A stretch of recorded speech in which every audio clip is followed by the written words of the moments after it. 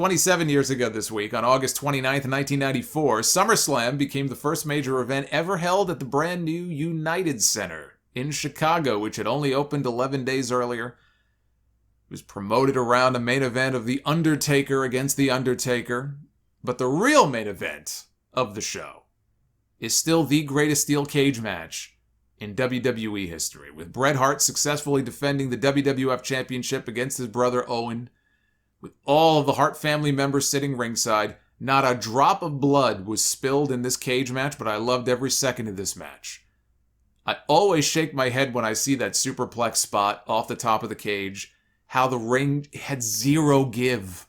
They landed from 10 or 12 feet up, and the canvas didn't even move. That's how hard those rings were back then. Those old rings, it was like landing on concrete. After the match was over, Jim Neidhart clotheslined the British Bulldog and his wife over the barricade when the match was over so that he can go ahead and attack Bret, get him in the cage, lock him inside so him and Owen can double-team Bret. Diana was not supposed to go over the railing with Davey Boy. That was something Bret and Owen were very upset about after. They didn't realize that their sister was going to be part of this bump. But when Anvil clotheslined Davey kind of had his arm around his wife, and they both went over. But it was great. I mean, all of this, all the post-match stuff, all the Hart brothers, all the family members trying to climb into the cage and being knocked down. This was just pandemonium. This was all chaos. I loved it. It was great. Razor Ramon won back the Intercontinental title from Diesel, who had Shawn Michaels in his corner, but he was neutralized by NFL great Walter Payton, who prevented Shawn from getting into the ring to interfere. Tatanka defeated Lex Luger. And then after the match was over, he turned heel. This was the big swerve where on television for weeks leading up to this match, there were segments where Tatanka thought that Luger had sold out to the $1 Million Man. And there were various times Tatanka would see that Luger was, with DiBiase in the dressing room backstage or something. But Luger insisted, I have nothing to do with Ted DiBiase. And Tatanka said, Lex, you sold out, Lex, you sold out. They even had a 900 hotline, and they had fans call in. Do you think that Luger sold out or not? Right? Pay the $1.99 or $2.99 a minute and call in. And I forgot. Actually, I think the fans thought Luger had sold out. So they have the match, and of course it wasn't Luger who sold out, it was Tatanka. It was Tatanka who joined up with the $1 Million Man. I thought it was well done. It might have been predictable, but I thought it was well done. And in the main event, The Undertaker beat The Underfaker. Undertaker had been out for many months. He was getting some time off. Underfaker was played by Brian Lee. Ted DiBiase had said that he had bought The Undertaker. He was bringing The Undertaker back to the World Wrestling Federation. And they put the makeup on and the outfit, and they tried to make Brian Lee look as much like The Undertaker as possible. They did an admirable job of trying. Finally, Paul Bearer brought back the real Undertaker. This was the debut of Purple Glove Undertaker. And they had a not-so-good match. This match should not have gone on last. But the whole show was promoted around it, so. But there was no following up that cage match. 26 years ago this week, on August 27th, 1995, the first Sunday SummerSlam from the Igloo in Pittsburgh featured Bret Hart wrestling Jerry Lawler's evil dentist, Dr. Isaac Yankem, DDS. Of course, Bret had beaten Lawler in a Kiss My Foot match at the King of the Ring. And I guess Lawler, he went to the dentist because he had some kind of infection, I guess, from Bret Hart's nasty foot that had been shoved in Lawler's mouth. That's how the whole dentist thing came about. This was, of course, Kane's earliest gimmick in WWE as the wrestling dentist. Shawn Michaels and Psycho Sid were supposed to have a match for the Intercontinental Championship, and that got changed because WWF looked at this card and said, uh-oh, we better have an actual good match on this show. We need a show-stealing match, and their great idea was to put Shawn Michaels back in the ring for a rematch with Razor Ramon, another ladder match, a rematch from their ladder match of WrestleMania 10 the year before. Only this time, the edict from Vince McMahon was, neither of you can use the ladder as a weapon. You cannot throw the ladder at each other. And they tried to talk him out of it. Vince said, no, we're toning down on the violence. We're getting heat from different organizations. So Shawn and Razor had to come up with clever ways to use the ladder without just kind of blatantly throwing it at each other. They did the best they could with it. You know what? I actually like this match more. Like as a match, I think it's better than the match at WrestleMania 10. I thought this was an excellent match. It's always funny to go back and see Shawn freaking out when he tried to pull the belt down and he fell and the belt didn't come down with him. And he's pitching of course he did. He's pitching a fit. He's throwing the ladder around like a child. And eventually he climbed and pulled down the championship. Diesel defended his title against King Mabel in the main event. He retained his world championship. And there was some drama here in this match. Diesel had told Mabel backstage before the match, because Mabel would do this move sometimes where he would just sit out on someone's back. He would just sit down on them, right? Spread his legs, and then boom, all of his weight comes down on someone's lower back. And I think Diesel was having some back pain and whatever. He told him, don't do that move to me. Well, Mabel did it anyway. And he came right down. All that 500-pound girth right on Diesel's lower back. And if you play the footage back, you can hear Diesel cussing him out. And he's just screaming like, what the fuck are you doing? Fuck! And when he got backstage, Vince McMahon was furious. Diesel was angry, but apparently Vince was incensed. And he was ready to fire him. He was going to fire Mabel on the spot. It was actually Nash who saved his job and talked him out of it and said, I don't want him fired. He fucked up. I don't want him fired. And so that saved Mabel's job. But Lex Luger did a run-in during that match near the end. And of course, if you remember during that period, Lex Luger ended up showing up about, a week later? On WCW Monday Nitro. The very first WCW Monday Nitro on TNT from the Mall of America. Luger had been negotiating to stay with the WWF at the time. There was no written signed contract. I don't know if they had an agreement verbally or I don't know if they had the agreement verbally or they were just negotiating. But they thought he was negotiating and talking to them in good faith. Luger had taken secret meetings, though, with Eric Bischoff in the weeks before the launch of Nitro.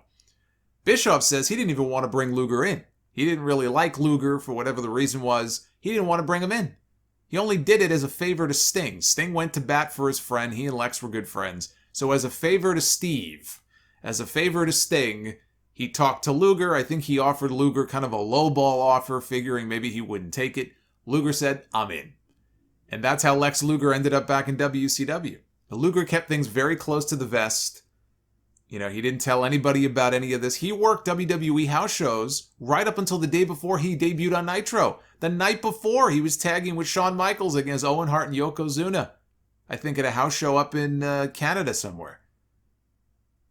He didn't even sign his WCW contract until the next morning, the day of Nitro. 21 years ago this week, on August 27th, 2000, WWE was on a streak of hot pay-per-views that year. This may have been their best top-to-bottom year ever in terms of in-ring quality on their pay-per-view shows. And SummerSlam was on that list. Steve Blackman defeated Shane McMahon to win the hardcore title. This was where Shane took that fucking terrifying bump off the scaffolding next to the stage. Every bit of 50 feet. He had to fall backwards onto that crash pad. Every bit of 50 feet. You just see his body just floating backwards through the air. Crash pad or no crash pad, you couldn't pay me enough. I know we have some thrill seekers who are listening to this. Same people who will do, they'll do bungee jumps off, bridges and mountains and shit. I could never do that. I've tried some things. I've done waterfall rappelling and stuff in other countries, and that's fun, but I couldn't do this. This was Shane McMahon tempting fate is what he was doing, which makes it funny that it was Shane McMahon, according to Edge, who gave Edge and Christian, the Hardy Boys, and the Dudley Boys a big speech. He gave them a big pep talk about safety before the three teams went out for what would be the very first TLC match in WWE history, which the Hardy Boys were originally going to win. with the show not being far from their hometown of Cameron, North Carolina. But Vince McMahon changed his mind. He thought it would be too predictable. So Edge and Christian retained their titles. Hardy Boyz ended up winning the belts a month later at the Unforgiven pay-per-view. Undertaker against Kane took place on this show. That was the backup plan after they scrapped the planned match between Undertaker and Big Show. Big Show was having, I think, attitude problems. His weight was getting out of control. So they sent him down to developmental to get it all, back under control. They demoted him. And a couple of weeks before the show, they had to quickly put together a match between Undertaker and Kane. And the main event was the triple threat, Rock, Triple H, and Kurt Angle for the WWF Championship. This was during the whole love triangle storyline with Triple H and Kurt Angle and Stephanie. Triple H attacked Kurt before The Rock even made his entrance, and that's where Triple H gave him a pedigree on the announce desk, but the desk gave way. Kurt got concussed very badly. Triple H had to sort of guide him through things, but he was out of the match at that point. Kurt was taken away on a stretcher. He missed, I'd say, about 95% of this match. He came back out for the very end of it. But he was on Dream Street. He didn't know where he was. 19 years ago this week, on August 25th, 2002, perhaps the greatest SummerSlam of all time, was held at the Nassau Coliseum in Uniondale, New York. Not my personal favorite top to bottom, but a great show. A lot of people would say maybe the greatest. Kurt Angle beat Rey Mysterio in one of the best opening matches to a pay-per-view that you will ever see. Shawn Michaels wrestled his first match in a WWE ring since WrestleMania 14, 4.5 years earlier. Not counting the one match he had in 2000 in his own promotion in Texas. He beat Triple H in what was thought to just be a one-off, which turned into a whole second half of his career that would last until 2010. But they had a great match. And Brock Lesnar became the youngest WWE champion in history with a win over The Rock, who was leaving to go film the movie The Rundown. Rock put Kurt Angle over for his first WWF title, and he did the same here for Brock Lesnar. The two best rookie years in company history, Kurt Angle and Brock Lesnar. Lesnar is number one. You ask me who is number one, best rookie year ever? It's Brock Lesnar. This guy won the King of the Ring. He won the Royal Rumble. He headlined his first WrestleMania on his first try.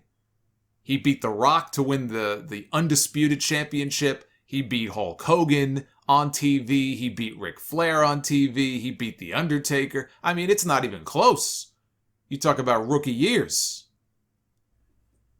And 6 years ago this week, on August 23rd, 2015, WWE brought SummerSlam to the Barclays Center in Brooklyn, making it the first SummerSlam outside the Staples Center in Los Angeles since 2008, and the first SummerSlam to run 4 hours long. It was outdone by the NXT TakeOver show in the same building the night before.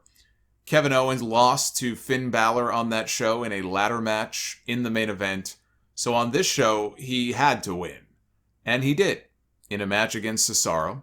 Stephen Amell, star of the TV show Arrow and now heels on Stars, was feuding with Stardust at the time, and he stepped into the ring for the first time for a tag team match, tagging with Neville for a win over Stardust and Wade Barrett. Amell looked good out there, one of the better celebrity in-ring appearances they've done, like Bad Bunny at this year's WrestleMania. Amell had a custom t-shirt design made to hype the match. I've still got mine. It's like a baseball shirt with all proceeds going to Emily's House, a residential hospice for children in Toronto. Two words that should never go together. Children and hospice. But they sold more than 10,000 shirts, raising almost $300,000. Roman Reigns and Dean Ambrose beat Bray Wyatt and Luke Harper, but according to Dave Meltzer, had Eric Rowan not suffered a torn biceps at a live event in June, the original plan was to have a 6-man tag with Wyatt, Harper, and Rowan taking on Reigns, Ambrose, and a mystery partner who would have turned out to be Sting, who had only wrestled one match in WWE up to that point, a loss to Triple H at WrestleMania that year. But once Rowan was hurt, those plans got scrapped.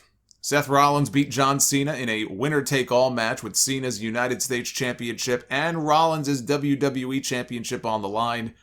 to win the US title in an excellent match until the finish, which saw comedian Jon Stewart hit Cena in the gut with a steel chair after the referee had been bumped, which allowed Rollins to curb stomp Cena on the chair for the win. Outside of the finish, I thought the match was fantastic. WWE had Randy Orton, who lost to Sheamus to open the show. They had Orton on standby as a possible substitute for Cena if he was not medically cleared in time for the show, because it was only a few weeks before this on Raw that Rollins kneed Cena in the face and mangled his face and pushed his nose over to a position where it didn't belong. And in the main event, The Undertaker, for the first time, his first SummerSlam match in 7 years, defeated Brock Lesnar, a far better match than the last one those two had at WrestleMania 30. That's what happens when you're not concussed. You have a better match. This was the match with the famous spot where Lesnar and Undertaker both sat up next to one another laughing in each other's faces. That was a great moment. Lesnar had Undertaker trapped in the Kimura lock and the bell rang, but Charles Robinson said, "I never rang the bell." And while everybody was distracted, Undertaker low-blowed Lesnar and put him in the Hell's Gate submission, and Brock flipped him off before passing out, and Undertaker picked up the win. This would lead to a Hell in a Cell match between the two in October that Lesnar won, but this here is one of the best matches these two ever had. Maybe the second best, only behind their first Hell in a Cell match in 2002, but it's close. I'd have to go back and watch that Hell in a Cell. I haven't seen it in a while. But this was definitely one of the better matches they've ever had together.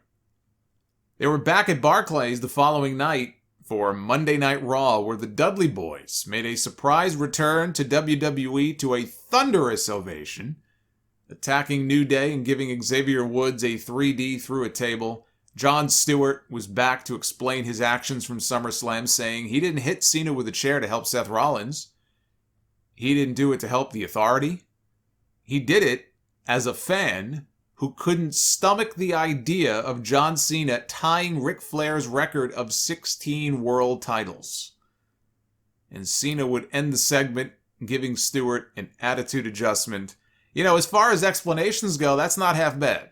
It doesn't change the fact that I could have done without the interference in the match, and it was made the finish very shitty, but as explanations go, can kind of relate to that as a fan. But he got laid out for his troubles.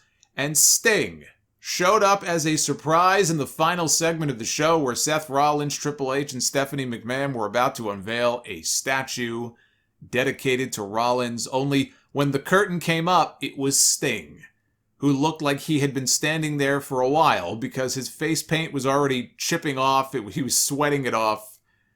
But the place went nuts. Nobody expected Sting to be underneath that curtain. And he beat up Rollins and held up the WWE title as Seth's surprise challenger for the championship at Night of Champions, which would turn out to be his final WWE match. And his final match, period, until he came to AEW. And I'm glad he did, because I like the way they've used him to help elevate Darby Allin. And that is this week in wrestling history.